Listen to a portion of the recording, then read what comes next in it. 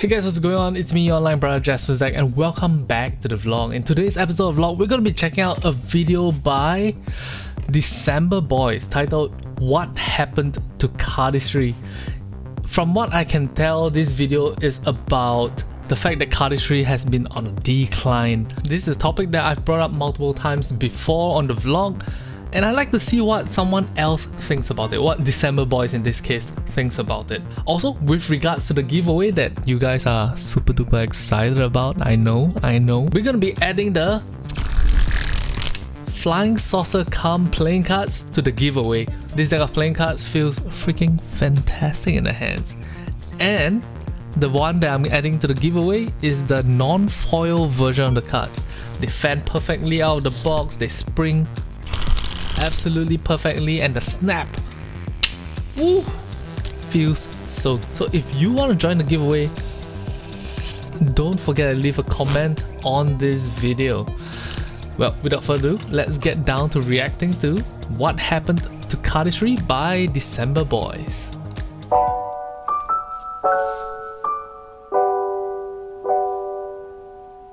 Hey guys, my name is Alex and welcome to yet another video on December Boys channel. It's been very difficult past 2 years. I missed Cardistry in San Diego, I missed Cardistry in London, really wanted to be there, and I wanted to talk about the state of Cardistry right now, and maybe there'll be a series of videos. Well, I'll be like updating you what's going on, because I remember back in 2017, back in the good old days, how it changed since, and how the entire playing card market has changed since, and all of that is kind of depressing, I would say. So yeah, I don't know what it is. Specific to Singapore's situation, it feels like COVID was the main thing that killed Cardistry. Let me put it this way, Cardistry is not just Cardistry, it is community. Think of it this way, Cardistry is like Magic or like skateboarding. All these super high difficulty art forms, without someone else to validate your effort and your skill, the value of Cardistry becomes much lesser than when you are with people that you love or care about and they recognize that you put a lot of effort into it. So for example, when I do a meetup and like let's say 5 people turn up, let's say there's one really pro person and there's 4 like relatively newer cardists. These 4 relatively newer cardists get inspired by the pro person that is doing the Cardistry, and not only that, they recognize each other's abilities and provide a positive feedback loop, without which Cardistry becomes so much less. It just becomes a dude shuffling cards, but with it, then it becomes a social interaction, and it becomes a source of validation, a source of pride, a source of like, it becomes meaningful. let's talk about I would say the peak of Cardistry. I would give the period from 2015, or actually I would say 2016 till 2019. I would say that was like peak years of Cardistry. Zach Mueller becoming so influential with his Fontaine cards. We see so many different brands appearing, like Dealer's Grip. We see Dan and Dave releasing some of the latest versions of Smoke and Mirrors, and actually like wrapping up the series, which is absolutely not the case right now. They are re-releasing or actually releasing new colorways of Smoke and Mirrors. All of that. Specifically with regards to the time frame that December Boys pointed out, 2015 to 2019, yeah, so many different card brands were all coming out at the same time. It's like that old saying, a high tide raises all boats. When Cardistry itself is doing well and it's mainstream enough, a lot of different smaller Cardistry brands can all turn up at the same time. Whereas compared to when the market is much smaller and there's less people learning Cardistry, then there's much less of a pool of people to support all the different Cardistry companies. On one hand, obviously I am sad that Cardistry is on a decline right now, right? But on the other hand, I'm also kind of happy that all the less the people who have less sincere of a love for Cardistry are exiting the scene. People who are just jumping in on a bandwagon leave the market. it's fine to me. I feel like as long as you really love cardistry and you have like this passion for cardistry and you want to show the world cardistry, and you create a product and put a lot of heart, soul and effort into it, the people within the community will respond.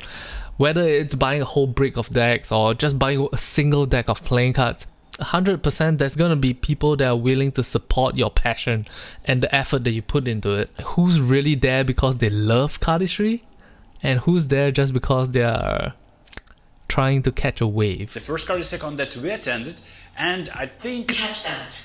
Could you try again? Thank you so much, Siri.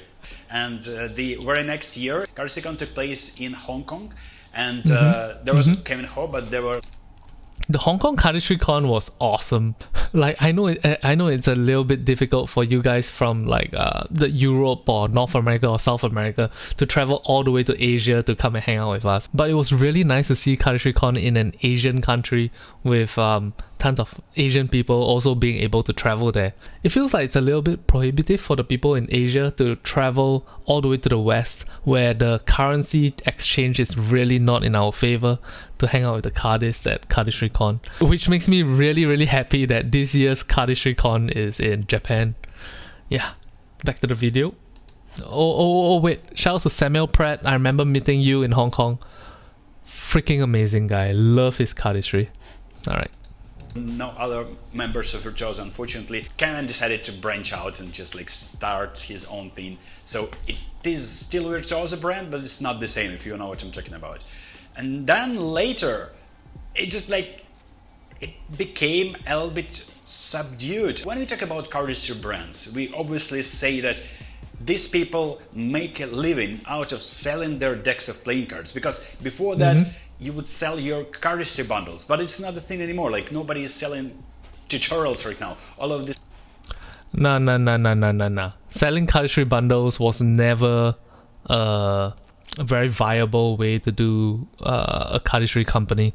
Ever since the beginning of NDO, the New Deck Order, I think cardistry bundles was a thing that contributed to like what, 5% of our income. For every person that is willing to buy a cardistry bundle, there's like 20 more people that are willing to buy cards. So cardistry bundles really is not as big of a draw as cards themselves. Of course, obviously there is the non-tangibles of releasing a cardistry bundle, i.e. brand recognition or the prestige of putting cards in a cardistry tutorial. There's always that. But in terms of just pure financial income, I think cards are 100% the way to go, and it has been since the beginning of it. Past two Cardistry cons, unfortunately, I couldn't really visit because right now we actually have a pretty much full-fledged war in Ukraine. So for some of you who read the news and like maybe some of you think that the war is fake, or it's just like every single day there is shelling going on. I'm fortunate enough that our city is being shelled like maybe once or twice per month, but that can change any moment. And I've seen air defense intercepting missiles in the sky literally above my head. I don't know, I just don't wish it on anyone. What I'm doing right now, and some people would say, hey Alex, I live in European Union, we pay money for you. Why are you, a little coward, hiding and not fighting for your country? Well, thing is, I actually applied for the army, but I couldn't pass the medicals because I have grave heart condition apparently, and it was established that I need to treat it.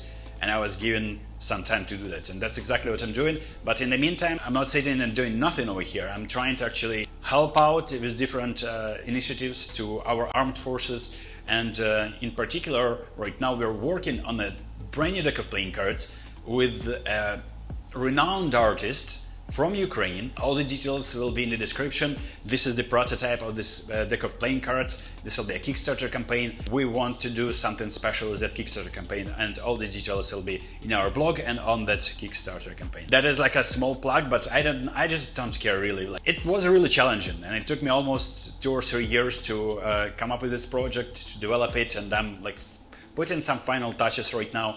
So speaking of Cardistry cons, I could...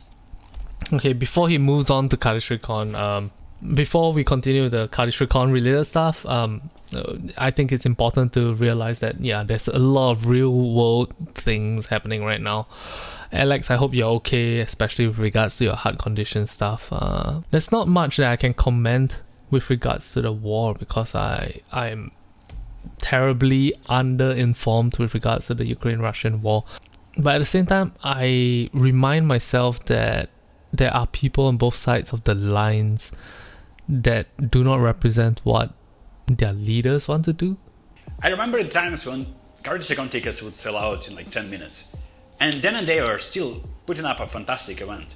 It's just like, my biggest worry is that the interest in Cardistry is dying out. And I was talking to Dan, he said to me that the tendency of people picking up bricks on bricks and bricks of playing cards is over. People are not doing that anymore. And when we're speaking about the source of revenue for Cardistry brands, to make a living of Cardistry, which is something that we attempted to do since like, I would say 2007. I don't understand why Cardis love the whole like we sold out in 10 minutes, woo kind of situation. Because yes, it sounds good on paper when you sell out your product in 10 minutes, whether it's Cardistry Con tickets or your cards, right? If Cardistry Con tickets sold out within 10 minutes, that means that the location that has been booked was booked for too small of a crowd, which means that people who want to go to Cardistry Con cannot go to Cardistry Con. Now, some of you guys may be like, oh, what's wrong with that, Jaspas? You know, they sold 200 tickets, it's a-okay, no worries. Well, if they could make, let's say instead of 200, they could have made a like 400 people event. That would mean that they could have doubled the money to create an even better event. They could hire like people, professional lighting people or professional sound people, people to mix music, etc, etc. They could create more bigger, more interesting events for the audience. And the same is true with cards. If your cards sell out within 10 minutes, that means you have greatly misjudged the number of people that intend to buy your cards. And then what does this lead to? It leads to a huge inflation of value in the secondary market. You could argue that yes, that's a great thing. Hey, what's wrong with that, right? Scalpers are going to go out, buy those limited decks that are being sold, and then sell for a huge profit. And while they're doing that, using bots or programs to immediately buy stuff from the website. At the same time, there are genuine, real people who are interested in your cards that can't get their hands on it. Having scalpers be interested in your product and immediately causing your products to sell out is a good thing for the business. But for end users, for the people who are truly passionate about your brand and truly want to have your deck of cards in their hands to play with and actually use and have fun with, the people who actually want to support you, they are 100% losing out when there's so little product to go around. I'm not here to make sure that the cards just sell out immediately. I'm here to make sure that my fans, the people who want to get the cards to support me, can get the cards that they want to use. 1918 or something like that, and still trying to do it to this day. Just like different sources of revenue. For us, for instance, you're watching our YouTube videos, you see some ads, and that's how we get paid. But I would say, first and foremost, I was afraid. And then when we speak about the London conference, I was like, okay, I gotcha. There is definitely a problem there. And what I figured is that Zach Miller's post revealed a lot to me. And you can check it out on his Instagram. Whoa, what's this? This year I've been taking a long break since the LA store opened in 2020. It's been a blur. We released what feels like a million different decks. He's essentially saying that businesses around him in the United States, and his business in particular, are struggling right now. So not a lot of people are buying the cards. You can see Zach's playing cards on sites like Murphy's Magic, which is something that unique deck of playing cards, limited edition, that would sell out in minutes. One thing that I learned at China Cardistry Con this year was that there was a small group of fans that were really upset about Fontaine selling wholesale on Murphy's Magic. Because those fans were the ones that really like pumped money into Fontaine to sort of like collect a whole bunch of sealed Fontaine product. Then they suddenly saw it wholesale on Murphy's Magic. They were really sad and really angry. That was an interesting thing to learn about. I didn't realize there was a significant group of people that were not only flipping cards to sell for increased value in the short term, but instead using cards as a long-term investment vehicle and hoping that it increases in value over time. Food for thought for some of the other cardistry companies out there that prematurely claim that their cards are sold out.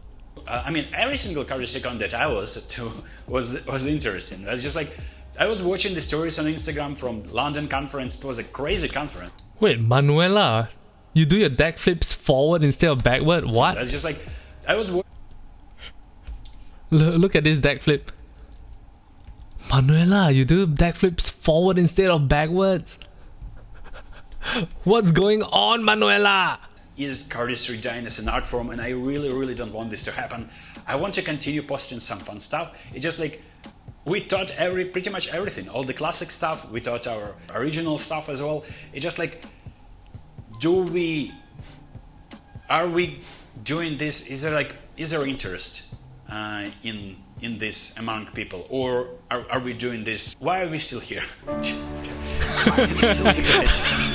Alright, I hope you enjoyed this one.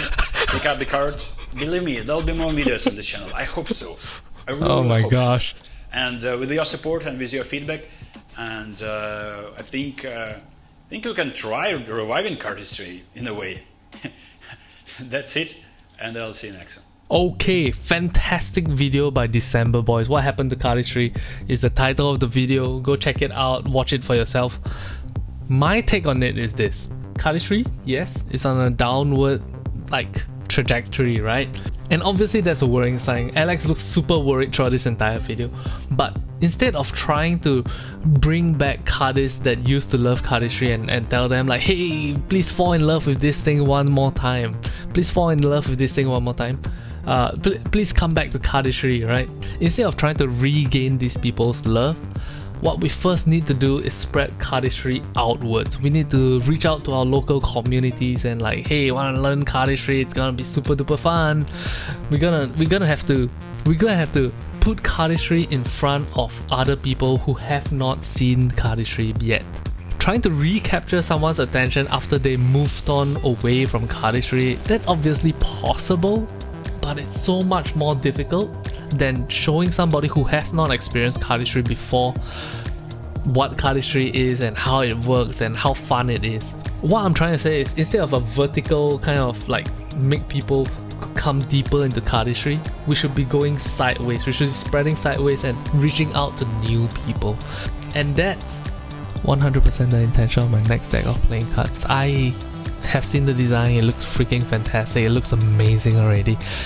But the cards haven't been printed yet, we haven't gone into the full promotional mode, so I can't tell you guys too much about it just yet.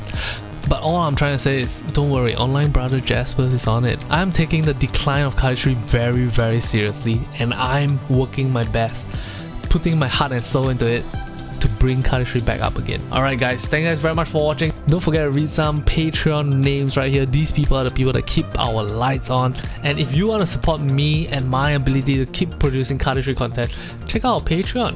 There's exclusive cardistry tutorials there just for your eyes only. Until next time guys, it's me, your online brother Jaspas. Thank you guys very much for watching today's video, and I'll talk to you guys in the next one. Bye bye.